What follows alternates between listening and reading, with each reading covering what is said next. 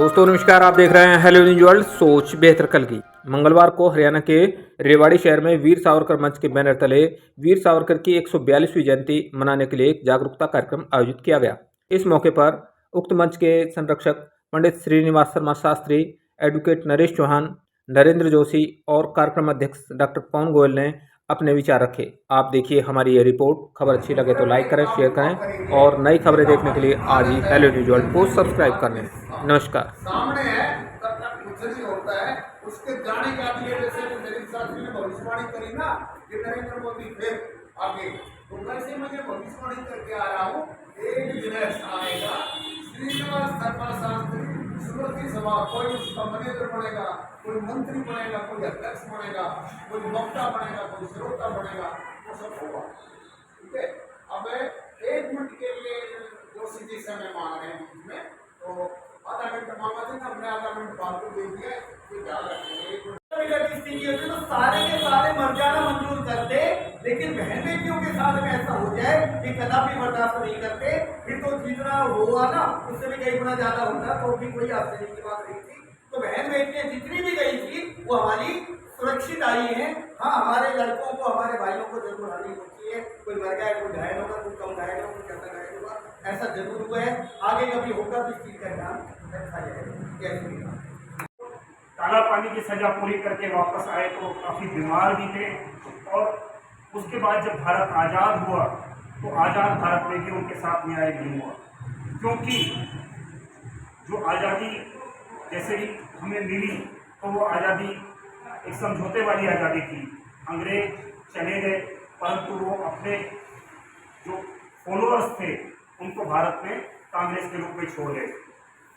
तो ये बहुत बड़ा बहस का विषय है, परंतु ये सच्चाई है कि जिन लोगों ने आज़ादी की लड़ाई में अपना योगदान दिया, सावरकर थे, चाफेकर बंधु थे और बहुत सारे सान्याल थे, मदन लाल धिंगरा थे, वो सारे लोग पता नहीं कहाँ छुप गए, पता नहीं कहाँ चले गए, उनका कोई आज नाम भी नहीं जानता।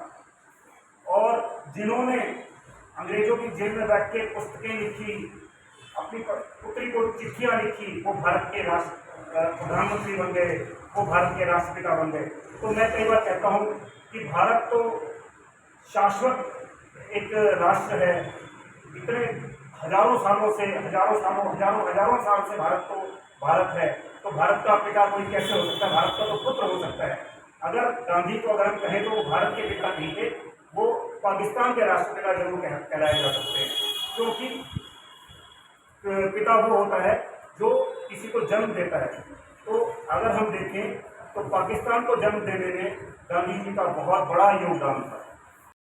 सावरकर जी को हम एक विचारक के रूप में याद करें, एक कवि के रूप में याद करें, एक क्रांतिकारी के रूप में याद करें, या हिंदू धर्म के या सनातन धर्म के एक वाहक के रूप में याद करें, ये बहुत बड़ा प्रश्न है। वो सभी लोग सावरकर के विचार के मुझे लगता है अग्रदूत हैं, और हम सभी लोग जब अपने अपने घरों में जाएं, अपने अपने कार्य क्षेत्र में जाएं, तो हम सब सावरकर के दूत बन करके सावरकर के विचारों का प्रसार करें, सावरकर के इतिहास का प्रसार। हम महापुरुषों को क्यों याद करते हैं, उनकी जयंतियाँ या उनके पुण्यतिथि क्यों मनाते हैं? क्योंकि वो समाज के आदर्श होते हैं। जैसे चौहान साहब ने कहा, एक संगठन अगर हम बना सके, क्योंकि शास्त्री जी 54 साल से इस पताका को लिए अकेले शुरू हुए थे, आज इतने सारे लोग इनके साथ जुड़े हैं। तो हमें लगता है कि अगर हम सभी लोग भी एक एक करके अगर 10-10 लोगों को जोड़ेंगे, 20 लोगों को जोड़ेंगे, तो हमारी जो ये सेना है बहुत बड़ी हो जाएगी। तो सावरकर जी के चरणों में एक बार पुनः नमन करते हैं, शास्त्री जी के चरणों में एक बार पुनः नमन करते हुए मैं अपना स्थान ग्रहण करता हूँ। जय सावरकर, जय।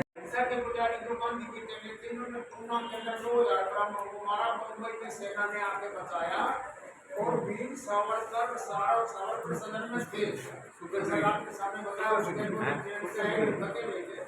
उसके ऊपर ऑपरेशन में भेजने हमला कर दिया। वो वहाँ पे जो मोहल्ले के आसपास के लोग थे, जो वीर सावरकर के पास कभी नहीं जाते थे, वो आगे आके महिला पुरुष खड़े हो गए, तो सावरकर बचते नहीं, उसने अहिंसा के ये गांधी के पुजारी उसी समय मार रहे। एक वीर सावरकर का छोटा भाई था नारायण, डॉक्टर था, वो डॉक्टर था। था, उस डॉक्टर को इन कांग्रेसियों ने इतना मारा कि वो 3 महीने अस्पताल में पड़ के मर गया। बड़ा भाई गणेश साहब को जेल में गया। हमने गांधी की अहिंसा 1947 में देखी।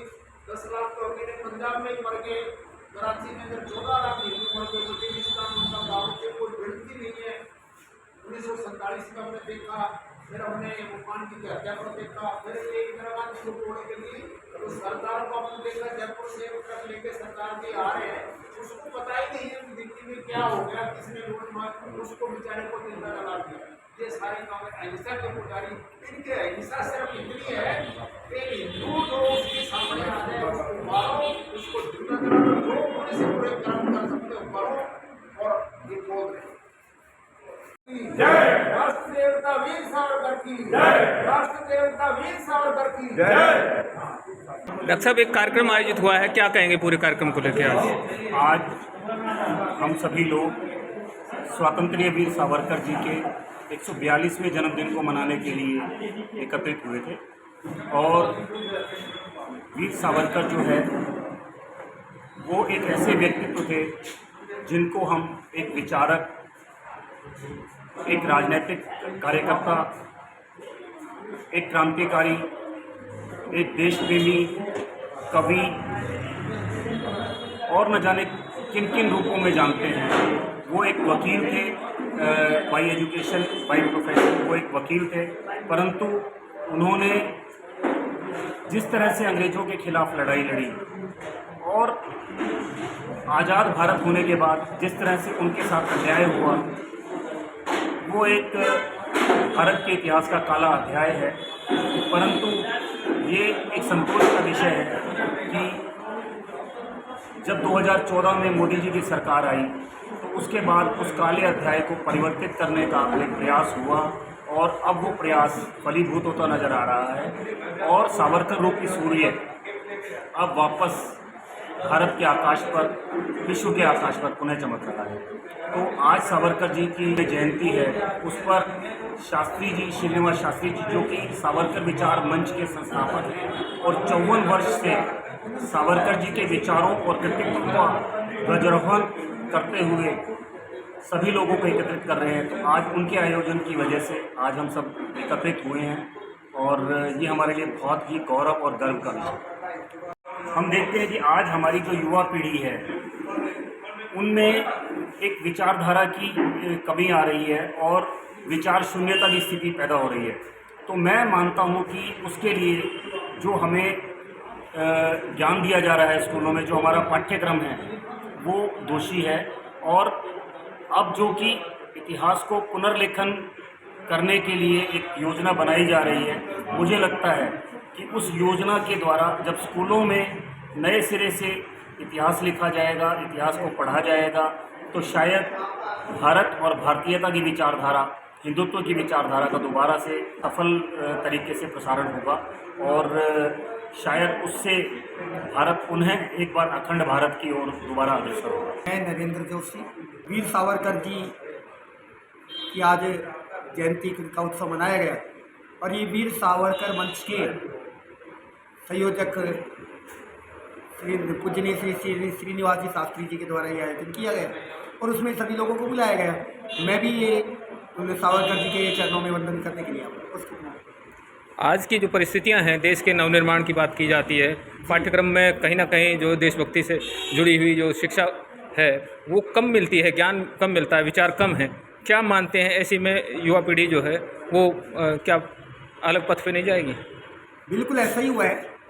ये एक साजिश के तहत, एक योजना के तहत ऐसा किया गया कि जिन्होंने सचमुच धर्म की रक्षा के लिए, देश की रक्षा के लिए जिन्होंने कार्य किया गया, उनको अलग अलग तरह के उपनाम दे दिए गए। किसी को है ना लुटेरा, किसी को भगोड़ा, किसी को माफी वीर और किसी को ऐसा कुछ नाम दे दिया गया जिन्होंने सचमुच में कार्य किया।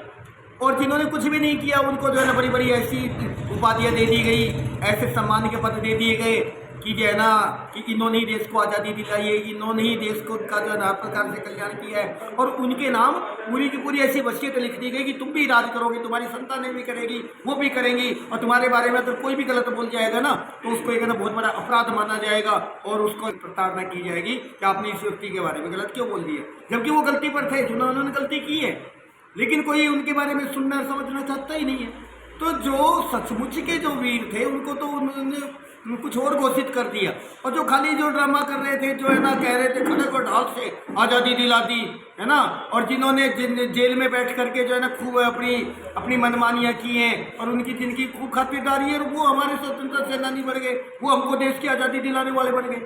ये तो बहुत गलत हमारे साथ में हुआ है। मैं सुरेश जादौरिया वीर सावरकर मंच का प्रचार मंत्री हूँ, और पहले तो मैं आपके चैनल का बहुत बहुत आभारी हूँ कि आप अपना कीमती समय लगाकर हमारे इस प्रोग्राम में आए, इसके लिए आपका बहुत धन्यवाद। और आज हमने वीर सावरकर की जयंती मनाई है, इसमें बहुत हमें उम्मीद नहीं थी कि लोग आए हैं कि धूप में चल के, और बड़ा अच्छा प्रोग्राम हमारा रहा और आगे भी ये चलता ही रहेगा। शहर में अन्य भी सामाजिक संस्थाएं काम कर रही हैं, धार्मिक संस्थाएं भी काम कर रही हैं, क्या कहेंगे सावरकर मंच विचार मंच को लेकर?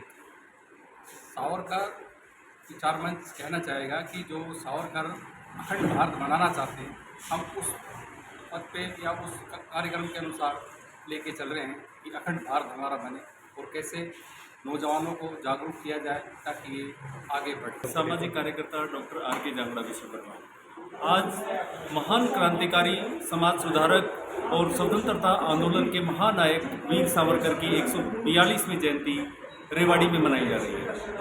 उनका देश की आज़ादी में महान योगदान रहा। हिंदुत्व की विचारधारा को जिंदा रखने के लिए और देश को आज़ाद करवाने में अपना सर्वस्व बलिदान करने वाले वीर सावरकर को आज की युवा पीढ़ी को उनके दिखाए आदर्शों पर चलकर देश को आगे बढ़ाने की आवश्यकता है। आज देश के प्रधानमंत्री नरेंद्र मोदी वीर सावरकर के आदर्शों पर आगे बढ़ते हुए देश को आगे बढ़ा रहे हैं। वीर सावरकर एक महान स्वतंत्रता सेनानी थे जिन्होंने हिंदुत्व की विचारधारा को आगे बढ़ाया। विदेश में जाकर इस स्वतंत्रता आंदोलन की कड़ी को जोड़ा और इसको आगे बढ़ाया। समुद्र में छलांग लगाकर देश की आज़ादी के लिए उन्होंने इतना बड़ा योगदान दिया जो हमेशा इस देश के इतिहास में स्वर्णिम अक्षरों में दर्ज रहेगा। एक ऐसे स्वतंत्रता सेनानी जिन्होंने हिंदुत्व को जिंदा रखने के लिए, भारतीय संस्कृति को जिंदा रखने के लिए अपना सर्वस्व बलिदान कर दिया, इसलिए हम उनको कोटि कोटि नमन करते हैं। और हरियाणा के मुख्यमंत्री नायब सिंह सैनी से मांग करते हैं कि रेवाड़ी में वीर सावरकर पार्क का जीर्णोद्धार कर उनको सच्ची श्रद्धांजलि अर्पित करने में हरियाणा सरकार भी महत्वपूर्ण भूमिका निभाए। जय हिंद, जय भारत।